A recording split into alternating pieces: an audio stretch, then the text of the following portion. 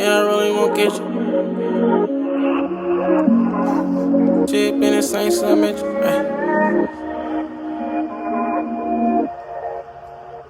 What's good, y'all? Thank you for tuning in. This is only take like 372, but we're just gonna keep going. I appreciate y'all. I appreciate the support. I just want to try something new, try to get more comfortable in front of the camera as well. I'm gonna call this off-season talks, and we're gonna talk free agency, NBA draft, and summer league, so on and so forth. So y'all, let me know. Please engage. Let me know what you guys think about my opinions, this and that. I'm not scared of nothing. It don't matter. Just let me know what you guys think. So starting off with the number one pick, the Washington Wizards selected AJ DeBonsa.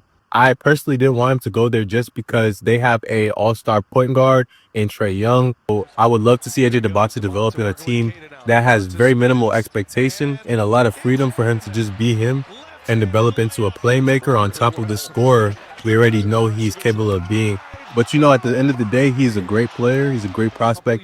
And I think no matter where you put him, he's going to be great. AJ DeBonsa's ceiling for a lot of people is Tracy McGrady. We saw some Pascal Siakam comparisons. Me personally, I would give him the Jaylen Brown ceiling. Jaylen Brown is a Finals MVP. He's an All-Star. He didn't come into the league with the handles he has now, or the IQ even that he has now. But we saw that develop. He also was put in a position on the Celtics where he had that pressure to develop. So that could help AJ DeBonsa playing alongside Trae Young, potentially playing with Anthony Davis if they don't trade him this offseason. Those expectations can allow AJ DeBonsa to play to a level that he wouldn't have had to if he was on a team like the Memphis Grizzlies or the Utah Jazz. We saw that this season with Dylan Harper, who played for the Spurs. He didn't necessarily get considered as a even top 3 rookie this season until we saw him play in the postseason for the Spurs and play big minutes and outperform his teammates in minutes less than, we're not going to say any names, but we saw him outperform teammates that got more minutes than him, Dylan Harper, this finals. So we don't know what could happen with AJ DeBonsa, but I'm rooting for him. And we're going to move on to the number 2 pick from the Utah Jazz, which was Darren Peterson. Shout out to him. I definitely am a big fan of Darren Peterson. I think he's going to do big things. I personally think he will be the Rookie of the Year this season. But I can see one or two other guys stealing it. And Darren Peterson, I think, is in a great position. I will say that the Utah Jazz drafting him is a clear question mark and shot at Keontae George, who has shown that he is a promising young prospect in this NBA and somebody who has a very similar play style to Darren Peterson. With that being said, it poses question for the organization, just wondering what direction they're going to go in. Do they plan on trading Keontae George?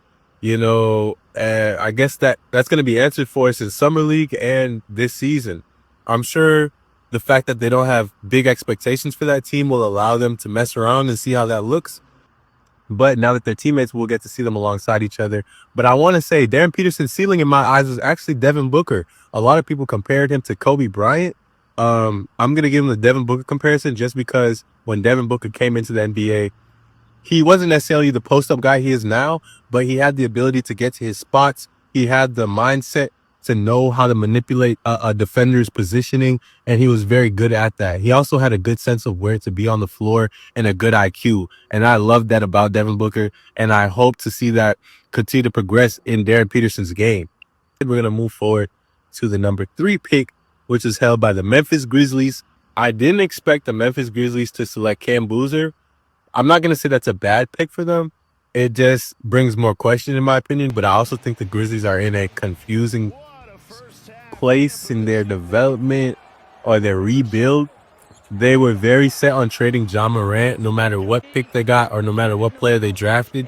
And I think they're still going to trade Ja Morant, but I have heard that plenty of teams have actually withdrew their offers and their interest on Ja Morant, which could make an interesting scenario for the Grizzlies.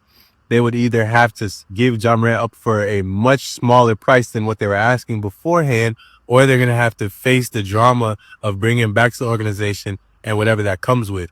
I don't know Ja Morant personally. He might be a professional and be able to be above everything that's happened. This money does talk, so we don't know. But I do know that the Grizzlies openly said they wanted to trade Ja Morant, and they drafted a playmaking point forward in Cam Boozer. I do like that about him. To see his teammates while he's also creating a shot for himself. I think he has some development in this league if he wants to become a superstar. But he's a very polished player already, and I think he's the type of player you can put into a system and have an impact from day one. High praises for Ken Boozer. Shout out to him. I think a ceiling for him would honestly be a Pascal Siakam or Pau Gasol type player. And I'm very eager to see how he develops and progresses in a system like the Grizzlies, which is just begging for some direction. With that being said, we're going to move on to the number 4 pick, which is held by the Chicago Bulls. And the Chicago Bulls selected Caleb Wilson. I'm smiling because I love Caleb Wilson's game. I think that Caleb Wilson has the potential to develop into the best player in this draft that we just saw last night. I believe that Caleb Wilson has just scratched the surface on his capability and his potential. I think scouts know that as well. I honestly was surprised he didn't go number 3 to the Grizzlies. I was hoping he fell to number 5 to the Clippers because I wanted to see him in a situation where his skills and his expectation was going to get asked of him from day one, playing alongside Darius Garland, Kawhi Leonard, Benedict Mathurin, and playing in LA. We've seen what that does for players playing in Los Angeles. I was hoping he would fall to number 5, but I'm very excited to see him. Chicago has needed a star for years. They're still riding the coattails of Derrick Rose and Michael Jordan's success. I hate to say it, Chicago fans, but y'all were in dire need of some type of resurgence and some new energy in a Bulls uniform. So I am happy to see him go to Chicago in that sense. I think that depending on what they do, Chicago's another team that has the ability to make a lot of moves this offseason. They have Josh Giddey under contract. They have Anthony Simon under contract. I don't think they will do anything with Matas Buzelis. He's a young player that I think they're going to hold on to. But they also just traded for Nick Claxton from the Brooklyn Nets. And so I think that that's some sense of direction. Nick Claxton, Matas Buzelis, Caleb Wilson, they're all bigs. But nowadays, you can have bigs facilitate and run your offense. I'm not saying Caleb Wilson or Matas Buzelis will do that, but I think they have the capability to develop into a player who is running the Chicago Bulls offense. And I'm eager to see how that turns out. Some people had Kevin Garnett as Caleb Wilson's ceiling. I am also one of those people. I recently saw Draymond Green say that he believes that Kevin Garnett is Caleb Wilson's floor because of the fact that Caleb Wilson himself might not even realize the potential he has in this league. I'm very excited to watch that. Draymond Green has a very high IQ, and he's a highly respected player in the league. So him saying that speaks volume to Caleb Wilson's game. And I'm with him. I can't wait to see how this guy develops. And now we're going to go to the last number 5 pick, which is held by the Los Angeles Clippers.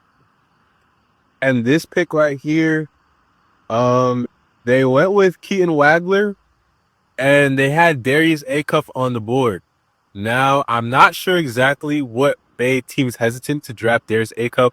I know that the Los Angeles Clippers, they did just recently trade for Darius Garland last season for James Harden. And some might say that Darius Garland and Darius Acuff would have stepped on each other's toes, and Darius Garland might have hindered Darius Acuff's development in the Clippers system. Me personally, I see Darius Acuff as the type of combo guard who would have been able to flourish off of playing next to Darius Garland. But with that being said, I am just me on this couch in my backyard. So, shout out to the Clippers. I'm still excited to see Keaton Wagler in a Clippers uniform. I'm excited to see what he can do alongside those all-star, superstar players that I mentioned that are on the Clippers roster. And I also feel like he might surprise us because the brother's nice. He is nice. If you go watch his highlights, he has a good feel for the game. So I'm excited to see what he does. I think the Clippers also needed young guys. The fact that the Clippers managed to get this pick from the Indiana Pacers is a miracle in itself. So whoever they got was going to be a blessing to their organization.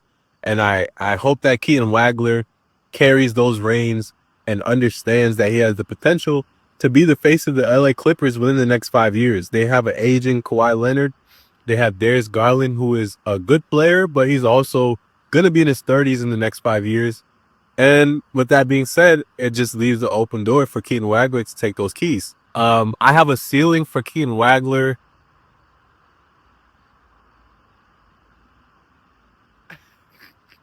we're going to shift over from draft talk to off-season trade talks. Now, if y'all don't know, I'm a Celtics fan. If you don't see in the background, repping them right now. And we were just the final team outside of the Miami Heat that was in contention to get Giannis Antetokounmpo. If you don't know Giannis, Google him. Hall of Famer, in the making. Already a champion, already a Finals MVP, a DPOY. I mean, Giannis has done everything you could do in this league in terms of being successful. He's really just stacking up on top of it at this point. Now, the unfortunate thing is, well, this carries layers. Let's peel back the layers to this trade. The Celtics were unable to get Giannis. I'm not